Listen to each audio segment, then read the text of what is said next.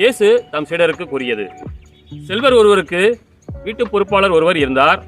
அவர் தம் தலைவரின் உடைமைகளை பாழாக்கியதாக அவர் மீது பழி சுமத்தப்பட்டது. தலைவர் அவரை கூப்பிட்டு, உம்மை பற்றி நான் கேள்விப்படுவது என்ன? உம் பொறுப்பிலுள்ள கணக்கை ஒப்படையும். நீர் இனி வீட்டு பொறுப்பாளராய் இருக்க முடியாது என்று அவரிடம் கூறினார். அந்த வீட்டு பொறுப்பாளர், நான் என்ன செய்வேன்? வீட்டு பொறுப்பிலிருந்து என் தலைவர் என்னை நீக்கிவிடப் போகிறாரே. மண் வெட்டவோ என்னால் இயலாது.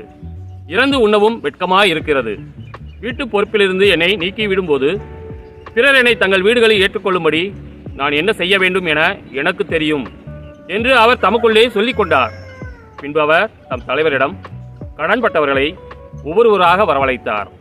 முதலாவது வந்தவரிடம், நீர் என் தலைவரிடம் எவ்வளவு கடன்பட்டிருக்கிறீர் என்று கேட்டார். அதற்கு அவர், 100 குடம் எண்ணெய் என்றார். வீட்டு பொறுப்பாளர் அவரிடம், இதோ உம் கடன் சீட்டு, உட்கார்ந்து 50 என்று உடனே எழுதும் என்றார். பின்பு அடுத்தவரிடம், நீர் எவ்வளவு கடன்பட்டிருக்கிறீர் என்று கேட்டார்.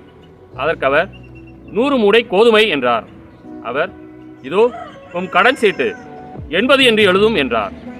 நேர்மையற்ற அந்த வீட்டு பொறுப்பாளர் முன்மதியோடு செயல்பட்டதால் தலைவர் அவரை பாராட்டினார். ஏனெனில் ஒளியின் மக்களை விட இவ்வுலகின் மக்கள் தங்கள் தலைமுறையினரிடத்தில் மிக்க முன்மதியுள்ளவர்களாய் நடந்து கொள்கிறார்கள்.